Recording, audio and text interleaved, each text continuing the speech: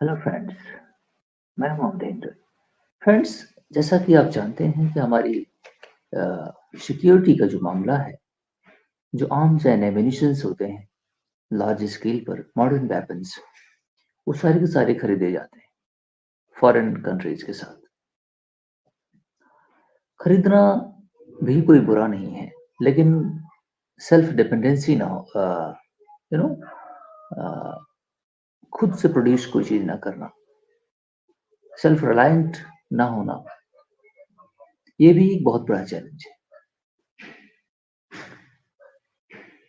मैं बेहद परेशान होता हूँ, और जब मैंने जैसे ही न्यूज़ आज पेज खोला, पहले ही लिखा हुआ है कि प्राइम मिनिस्टर साहब पेरिस जा रहे हैं और $10 बिलियन का फ्रांस के साथ एग्रीमेंट करेंगे, जो कि स्कॉर्पियन सबमरीन्स हैं और राफेल 26 फाइटर प्लेन्स हैं, जो नेवल फोर्सेस के लिए जरूरी है। मुझे कोई कंप्लेन नहीं है। सवाल ये है कि हम इस डायमेंशंस में हम काम नहीं कर रहे, है ना? अभी इमीडिएट कॉज को एड्रेस करने के लिए, प्रॉब्लम को एड्रेस करने के लिए जरूरी है। लेकिन बताइए, कांग्रेस के जमाने में पता नहीं कब से, 20 साल, 25-30 साल पहले से ये राफेल के लिए चक्कर चल रहा है कि इसको लाया जाए, लाया जाए, लाया जाए। नहीं। और किसी किसी ने करप्शन किया, किसी ने क्या किया, फिर वो डिले हुआ, फिर 10 साल के बाद मिस्टर मोदी आए, फिर वो डील किया, है ना? जो 100-150 आने थे, उसमें 25 से 30 आए, है ना? ज़्यादा कॉस्ट लगी, फिर उस पे सुप्रीम कोर्ट केस हो गया, फिर इस पे ये हो गया, फिर वो हो गया, फिर नई कहानी बनी। नहीं, इसमें कितना कुछ अनफोल्ड होकर सिचुएशन सामने आती है। सवाल है कि नेशनल सिक्योरिटी का मसला है, तो क्या हम सीरियस हैं? मैंने अभी परसों नरसों वीडियो बनाई थी कि हमारे आर्म्ड फोर्सेस, पर्टिकुलरली एयरफोर्स के पास जो फ्लाइंग व्हीकल्स हैं, जेट्स वगैरह, ये धीरे-धीरे ऑब्सलीट होते जा रहे हैं, है ना? बहुत जल्द ही, रैपिडली, विद इन 10 इयर्स में वो सारे के सारे ऑब्सलीट हो जा रहे हैं। 42 स्क्वाड्रन की ज़रूरत है, हमारे पास 32 ही है, जबकि वो भी कंप्लीट नहीं है ना? लार्ज स्केल पर डिफरेंट काइंड ऑफ पुराने ज़माने के मिग 21, 29, ये वो जगुआर वगुआर टाइप से जो फाइटर जेट्स हैं, they are going to be absolute, है ना? ऑब्सलीट होने वाले हैं। 80 है ना, 70-80 के करीब से वो रशिया से आए हुए थे। धीरे धीरे उनका जो पीरियड है वो ऑब्सलीट हो रहा है ना? तो हम उतना स्पीड से चीजों को रिप्लेस नहीं कर पा रहे। अनफॉर्चुनेटली, ये मैं नहीं कह रहा, मिनिस्टर साहब खुद पार्लियामेंट के अंदर बता चुके हैं, है ना? और उन्होंने कहा कि it is a matter of worrisome news, है ना? ये वरी, उन्होंने इसी वर्ड का इस्तेमाल किया कि ये वरीशम न्यूज है ना? और हम 10 सालों तक भी आगे फर्दर इसको कंप्लीट नहीं कर पाएँगे, और अनफॉर्चुनेटली हमारे पास 5th जनरेशन की फॉर फाइटर प्लेन्स अभी 10 सालों तक नहीं आ सकते, है ना? और चाइना को इसने टेक्नोलॉजिकल स्ट्रैटेजिक एडवांटेज इसमें हो रहा है, हमारा जो एनिमी है ना? तो उसमें हमें प्रॉब्लम्स फेस करनी पड़ रही है, ठीक है? तो इसकी वजह से प्राइम मिनिस्टर साहब डेफिनिटली इसको इम्पोर्ट कर रहे हैं लार्ज स्केल पर, क्योंकि ज़रूरत है इमीडिएट सिक्योरिटी को एड्रेस करने के लिए। नो डाउट अबाउट दैट, करना भी उचित है। नेशनल सिक्योरिटी मस्ट है ना, और इसको एड्रेस करना ज़रूरी है। कैबिनेट कमेटी ऑन सिक्योरिटी, है ना? शायद प्राइम मिनिस्टर साहब इसी इसको लीड करते हैं। अ, तो ये सारे इश्यूज हैं, लेकिन हम जो फील हो रहे हैं इसको एड्रेस ना करने में, अनफॉर्चुनेटली जो हम लोग भारतीय लोग ना, थोड़ी सी प्रॉब्लम है हमें। अब आप देखिए, इंस्टीट्यूशंस को देखिए, इसरो को देखिए। अगर इसरो 70 में शुरू हुआ, उसके बाद से इसने, है ना, 70 मीन्स आज 50 साल, 52 साल, 54 से 55 साल हो चुका है। इसने क्या कुछ अचीव न कर लिया? हमारा डीआरडीओ इंस्टीट्यूशन है, उसने क्या कुछ अचीव नहीं किया, है ना? हमारे बार्क भाभा एटॉमिक सेंटर ने क्या कुछ अचीव नहीं किया जब तक वो भाभा होमी जहांगीर भाभा के कंट्रोल में था। तो ये सारे लोग फॉरेन में रहते थे। एक सिचुएशन चेंज हुई तो ये यहाँ पे वर्ल्ड वॉर की बात, है ना? अदरवाइज ये सारे लोग फॉरेन में ही रहते थे। अब जब इंडिया आ गए तो इनके पास कोई स्कोप बचा नहीं, है ना? तो इन्होंने कहा कि अब इंडिया में इन चीज़ें न की जाएँ। तो गवर्नमेंट के साथ मिल कर के इन्होंने काम स्टार्ट किया। अगर ये नहीं होते और अनफॉर्चुनेटली वॉर की वजह से भारत में स्ट्रक नहीं हो जाते, रुक नहीं जाते, तो ये इंस्टीट्यूशन भी नहीं होते, है ना? और हम वही दाल-चावल खा के सो रहे होते, बड़े-बड़े पेट ऐसे फुला करके, है ना? तो ये बड़ी अनफॉर्चुनेट सिचुएशन है। हमारे जहाँ जितने भी लोग रहे हैं, अ, लेकिन चलो ठीक है, हमारे पास ह्यूमन रिसोर्स रहा है। सवाल है अखलाकियात की, मोरल और इंटीग्रिटी की बहुत कमी पाई जाती है हमें, है ना?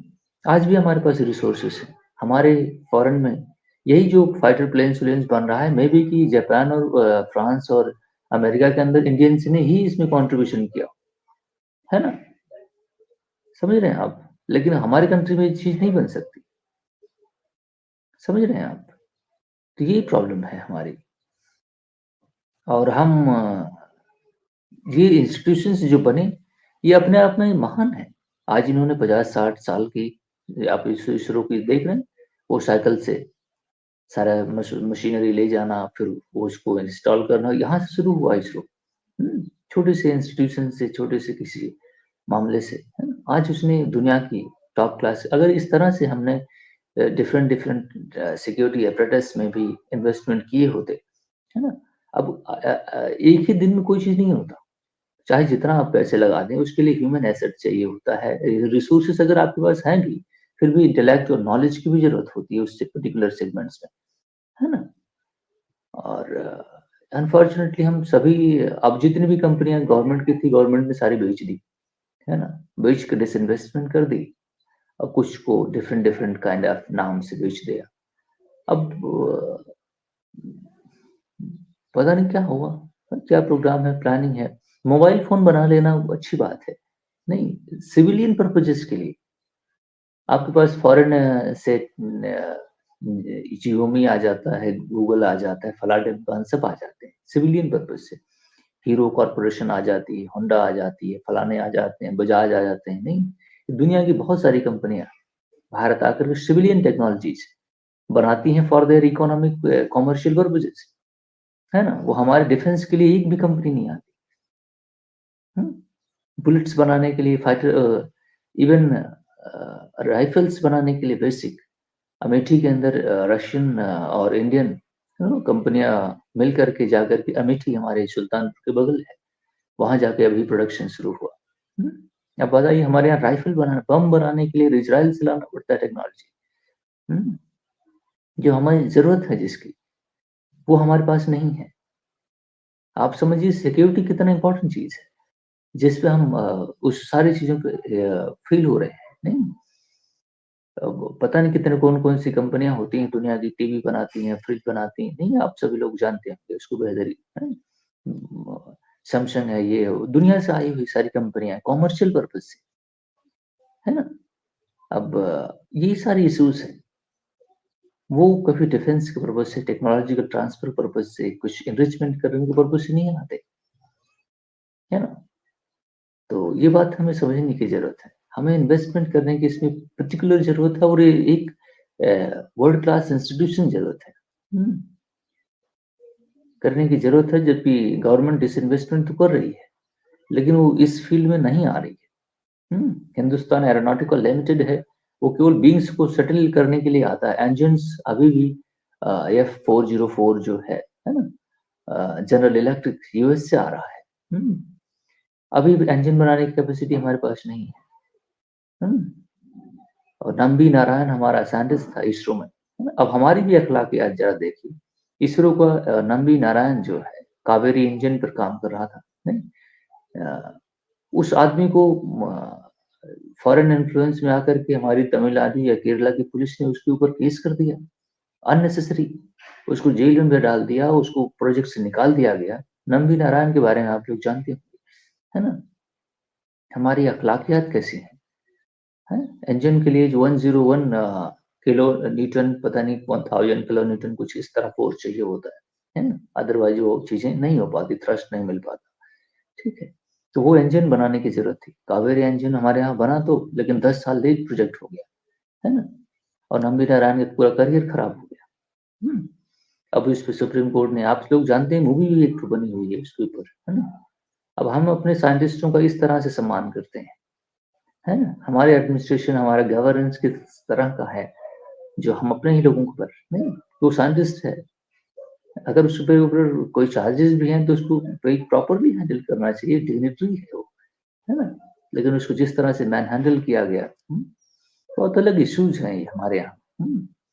अब फॉरेन इन्फ्लुएंस में आकर के हमारे यहाँ गवर्नमेंट्स भी और पीपल्स भी नहीं काम करते हैं। तो एक कंप्लीट सेट ऑफ समथिंग चाहिए हमें, है ना? अपनी आइडेंटिटी को सिक्योर करना, अपने लिए काम करना, नहीं? तो सवाल एक नेशन की बात है और इंडिया कोई छोटा-मोटा नेशन नहीं है ना? इंडिया एक मतलब एक जायंट है, लेकिन इस तरह से हम दूसरों पर डिपेंडेंसी और हम सपोज़ करो वॉर पीरियड में भी एंगेज हों, है ना? हमारे पास कांस्टेंट थ्रेट है चाइना, हुँ? और उसकी एयर सुपीरियॉरिटी जो है वो स्ट्रैटेजिक एडवांटेज देती है उसको। हुँ। अनफॉर्चुनेटली हम निराशा के लिए बात नहीं कर रहे, है ना? मैं फैक्ट पे बात कर रहा हूँ, ठीक है? जब हमें प्रॉब्लम आती है ना, तो हमें निराश होने की ज़रूरत नहीं, उसे हमें फेस करने की ज़रूरत है। हमें एडमिट करने की ज़रूरत है, यस यहाँ प्रॉब्लम है और इसको इस लूप को यहाँ बंद करना है ना? तो अब आप समझिए, आप समझदार हैं। हुँ। और सवाल ये है कि मैं ये बताना चाहता हूँ कि छोटे-छोटे जो हम इन्वेस्टमेंट करते हैं ना, उसके एक दिन बहुत बड़े नताइज होते हैं, है ना? छोटे-छोटे इंस्टीट्यूशंस हमारे ये रहे हैं, धीरे-धीरे इतने बड़े-बड़े जायंट बने। अगर हमने जेट इंजन्स की फ़ील्ड में या फिर अ, स्कॉर्पियन जो ये शिप्स वग़ैरह आ रही, सबमरीन्स वग़ैरह आ रही, इनके ऊपर भी हमने काम किया होता, है ना? अर्ली स्टेजेज़ में। तो ये इस फ़ील्ड में भी हम, है ना, मास्टर होते आज के डेट में। लेकिन शायद ध्यान नहीं गया या उस लेवल का हमारे पास स्टार्टअप नहीं मिला स्टार्टिंग में, है ना? फिर भी अभी कुछ बिगड़ा नहीं है, देश का भविष्य आज नहीं है, देश का भविष्य तो फ्यूचर में है ना? ये ग्रोथ करेगा, कर रहा है और डेफ़िनिटली ये ट्रांसफ़ॉर्म करेगा, निराशा की कोई जगह नहीं है। लेकिन हमें इस बात को एडमिट करना चाहिए कि जहाँ हम इन्वेस्टमेंट कर रहे हैं, नहीं, that should be you know go forward day to day and every day. We should seed ourselves, our vision. Okay, seeding is very important. We should seed our vision, and that then that vision will flourish. So national defense is, I think, everybody knows that what I think. I mean, everybody knows that is have importance. It cannot not be negligent. Hmm. So thank you very much my friends. और जैसे मैं इसको पढ़ता हूँ, अभी 10 billion गए, फिर वहाँ से यूएस से ड्रोन ले आया, फिर फलाने से number of drones set segment मिलते हैं 200, 300, 400 नहीं 300, 400 क्या 31-32 होते हैं यार, है ना? 31 MQ-9 ड्रोन लाया गया, 8 जो है वो सर्विलांस करने की मशीनरी लाई गई। नहीं, उसके ऊपर 3, 4, 5 बिलियन। और हम सुनते हैं इधर आईआईटी के लोग बड़े बुद्धिमान होते हैं, फलाने के लोग बड़े होशियार हैं। ये कहाँ हैं वो? उनको ले जाके सालों को लगाओ वहाँ पे, हैं? 2 बिलियन $4 कंपनीज़ स्टार्ट की जाएँ। आप ले जाके 10 बिलियन फेंक के आ रहे हो जापान में, इस फ्रांस के अंदर, हैं? दो इनको ससुरों को, ले जाके लगाओ 10 साल काम करें, बनाएँ कुछ न कुछ, हैं? नहीं, गलत कह रहा हूँ मैं? क्या है ये आईआईटी-फाईआईटी? जब किसी काम की ही नहीं है ये। ये ट्रेनिंग लेते हैं, आईआईटीज़ हमारे ट्रेनिंग सेंटर हैं, यूएस में काम करने के लिए। ये सारे के सारे ससुरी भाग जाते हैं उधर। इनको ले जाकर के इनको इनको मुझे लगता है कि इनके ऊपर आने-जाने के ऊपर 10 साल की बैन लगा देना चाहिए कि कहीं न जाने पाएँ, इनको ले जाके काम करवाओ ससुरों को, नालायकों को। मुझे बहुत सख्त नाराज़गी होती है जब ये पहली बात तो आप नेशनल रिसोर्सेज़ पर तो आपकी ट्रेनिंग हो रही है, हैं? ट्रेनिंग जब आप ले लेते हो तो फिर फॉरेन यूनिवर्सिटीज़ में फॉरेन लोगों के यहाँ जाके काम करते हो। हुँ। इस पर कुछ सोचने की भी ज़रूरत है। इनको ज बिल्कुल अगर आप नेशनल एसेट पे काम कर रहे हैं, आपको या तो इसकी पूरा प्राइवेट फ़ीस की जाए, हैं? पूरा फंड करें जाके। National institution, national resources, public resources पे आप पैसा करते हैं, सारा नेशनल एसेट्स पे।